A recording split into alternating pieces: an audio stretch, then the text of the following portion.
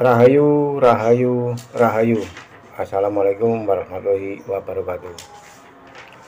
Baiklah saudara semuanya, kita tetap melanjutkan cerita tentang gelar jagat anyar. Apa sih gelar jagat anyar itu? Gelar jagat anyar itu timbulnya hidup. Jadi kalau bahasa kerennya, hidup menunjukkan eksistensinya. Ya, jadi gelar jagat anyar itu jagatnya hidup. Semua karena hidup. Tanpa hidup tidak akan ada apa-apa. Dan hidup dengan agama nggak ada beda, karena hidup itu menjangkau keseluruhan. Hidup duduk dirasa, berkuasa, bergerak, dan berpola. Kalau dalam bahasa Jawa, hidup urip lungguh rasa, kuasane obalan pola. Bagaimana kisah selanjutnya? Kali ini tentang percakapan antara Raden Mas Ngabei Sadirun dengan Raden Tirtowiguno yang akan menemui Bapak Kiai Jamur Dipo. Bagaimana kelanjutannya? Kita simak bersama. Nanti kita ambil kesimpulannya.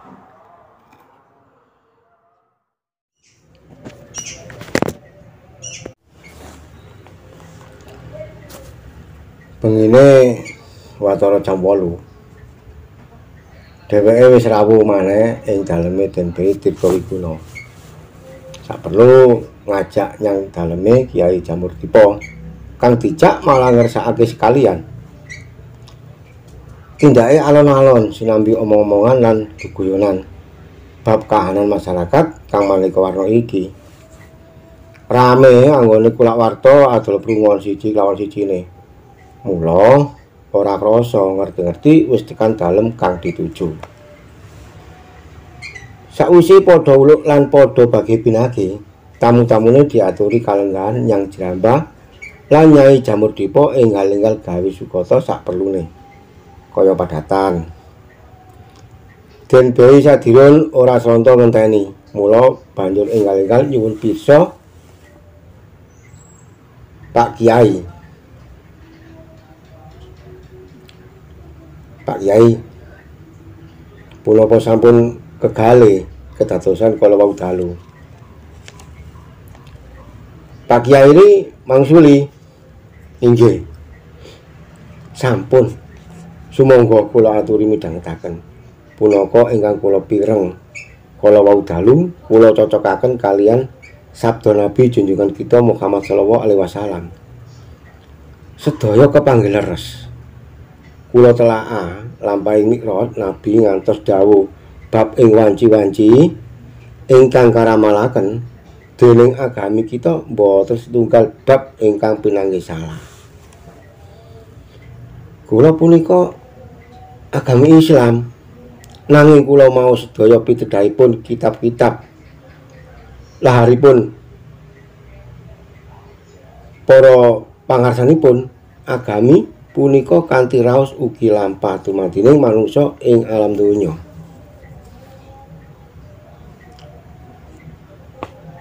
Mila mekaten, dening Gusti Kang Maha Kuwaos dereng saged kadhawuhaken dhateng manungsa kanthi blak-blakan. Sampun dados jamak lumrahing manungsa menawi sampun mangertos watos-watosipun akanthi terang lajeng kaginakaken. Pratingkah ingkang mekaten wau panci saged ngrisak waleri Gusti. Jalaran manungsa taksih kalimput ing pratingkahe sukma angkara lan sukma murka. Mila pangertos ning manungsa lampahing gaib punika nembe kaparingaken sepertiga saking wanta. Sedaya lelampahan inggih namung saged katempuh kanthi kedadosan. Yen kirang percados punika ateges dereng pinuka kasunyanganipun. Nanging para andom lampah pinaringan pitedhah-pitedhah ingkang cetha kados pundi tiyang punika kedah ala lampah supados pikantuk pangapuraning Gusti ing nembe wingking yen sampun dumugi ing badhe lumebet ing purnaning kasuwargan jati. Sampun wiwit lami kula piyambak tansah tirakatan sak gadhuk-gadhuk kula lan kula piyambak inggih pikantuk wewenang-wewenang ingkang nedhakaken lampah kula ing saklebeting pun kula nindakaken ibadah agami. Inggih boten kula cekapaken namung dhateng sembahyang lan maos-maos donga, nanging kula ugi saged punapa ingkang kaserat kitab-kitab ingkang boten kinantenan punika.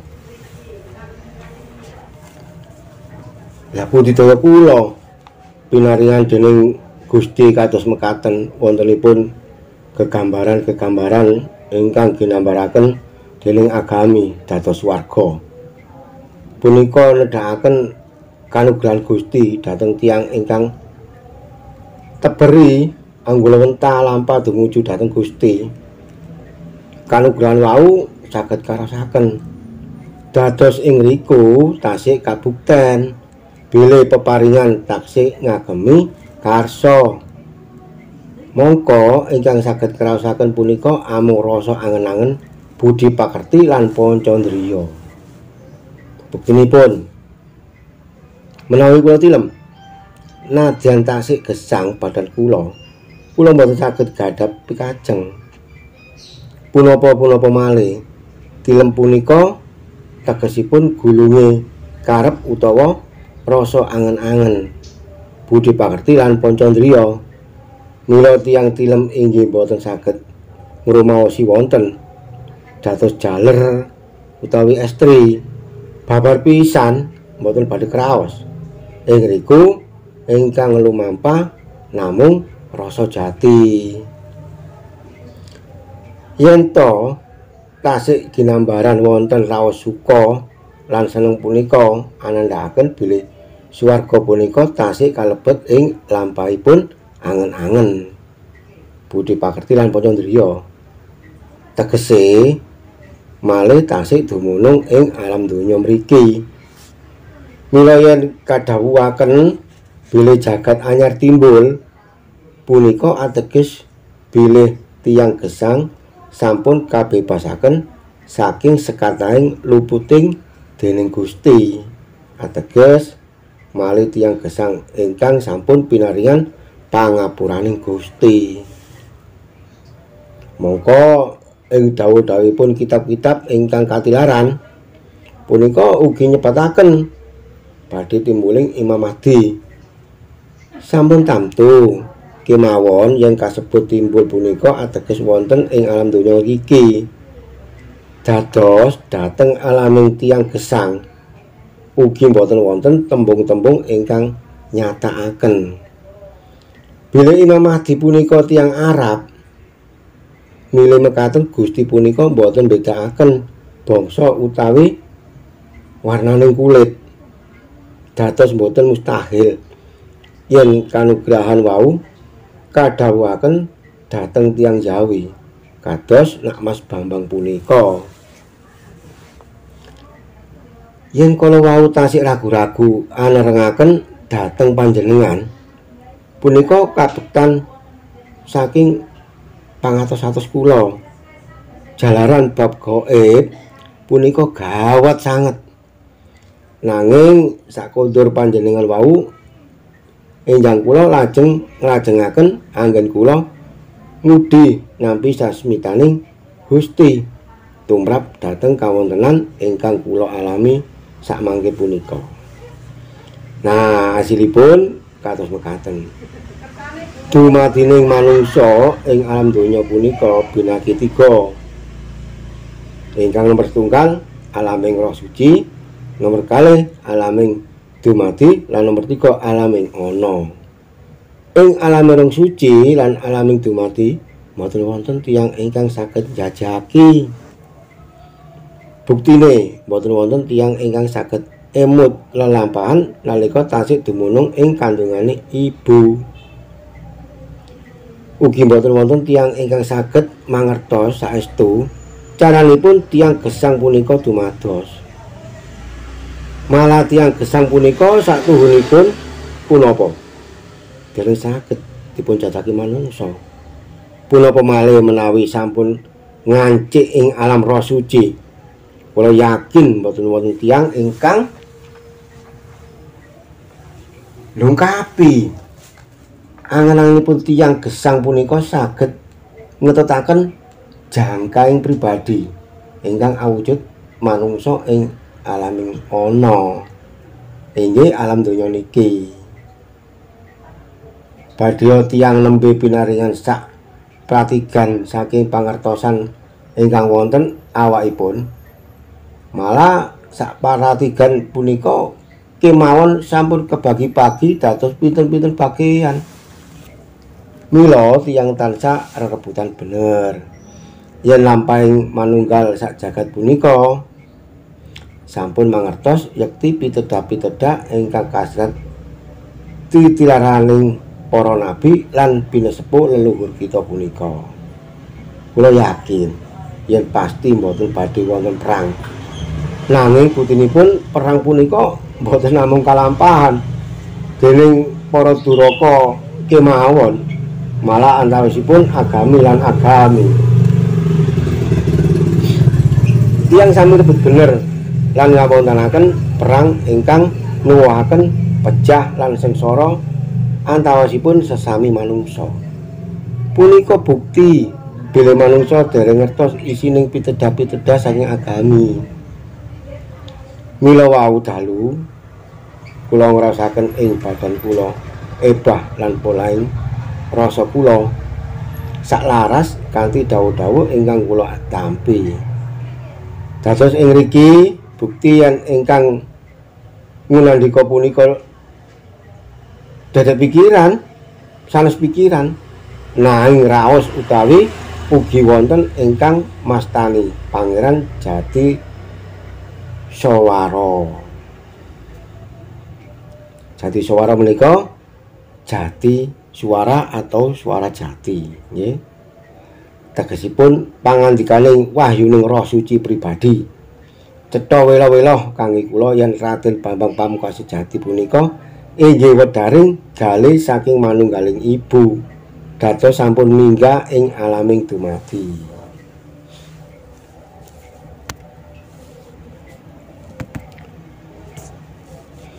Sinten malih ingkang saged andhawuhi bab dumadining manungsa kajawi ingkang yasa pribadi. Manungsa punika sampun napi dadosipun mila inggih nrima ing kawontenanipun sembahipun kedah namung tumuju ing Pangeran ingkang Maha Suci mure pinaringan pepekipun. Lah sajakipun kita sampeyan jangkepipun mila lajeng kasebut adil. Angadili tegesipun kang nganakaken nunggal dadi siji lan kang den anakake nunggal dadi siji temenan. Kabekta saking punika mila benjing-benjing dalu kula badhe miteges malih bab dumadisipun tiyang punika yen panci cetos Bambang Pamungkas Sejati punika ingkang yasa manungsa. Temtunipun kedah saged nerangaken kanthi sak terangipun dados boten namung kapure percados kuwala jernampinipun sampun kasunyataning gelar kalawan gulung.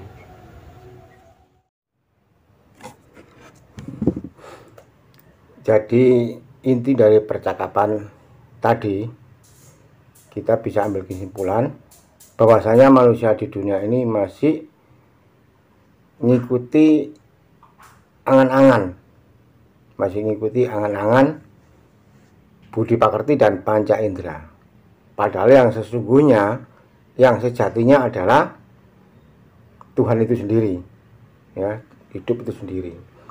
Jadi apa yang disampaikan oleh Pak Kiai Jambudipa itu itu memang sudah benar. Adanya surga itu memang masih dalam angan-angan, masih belum ada kepastian. Nah, kepastiannya di mana? Kepastiannya ya ketika kita hidup di dunia ini, kita merasakan apapun yang kita rasakan, ini adalah kenyataan yang ada. Tuhan tidak menjanjikan apapun, Tuhan hanya memberi. Tuhan hanya memberi kepada para manusia agar manusia di dunia ini bisa nyaman. Ya, tadi kan sudah disebutkan bahwa yang laku agama pun, yang berdasarkan kitab-kitab pun masih bertengkar, masih berebut kebenaran antara satu dengan yang satunya. Jadi benarnya masih belum benar yang sungguhan. Antar agama masih bertikai. Ya, apalagi dengan agama yang lain. Satu agama pun masih bertikai. Nah, untuk itu sebagai keseimbangan buat kita, buat saudara-saudara semuanya, kita nggak perlu istilahnya mendoktrin orang-orang bahwa itu salah atau gimana, nggak perlu. Yang kita rasakan adalah pribadi kita sendiri. Kita harus bisa menata pribadi kita sendiri, bukan menata pribadi orang lain. Nah, kalau kita sudah bisa menerapkan atau menata pribadi kita sendiri, nanti orang lain akan ngikut. Kita ini ibaratnya sentral, gitu loh. Manusia itu sebetulnya sentral bagi manusia lain. Jadi nggak perlu kita memberi dakwah atau apa. Kalau menurut saya itu tidak penting, kecuali kita ada maksud-maksud tertentu. Ya, dari segi apapun itu, Tuhan kan tidak pernah melarang apapun yang dilakukan manusia, kan begitu. Jadi Pak Kiai Jamur Dipo ini mendapat pedaran dari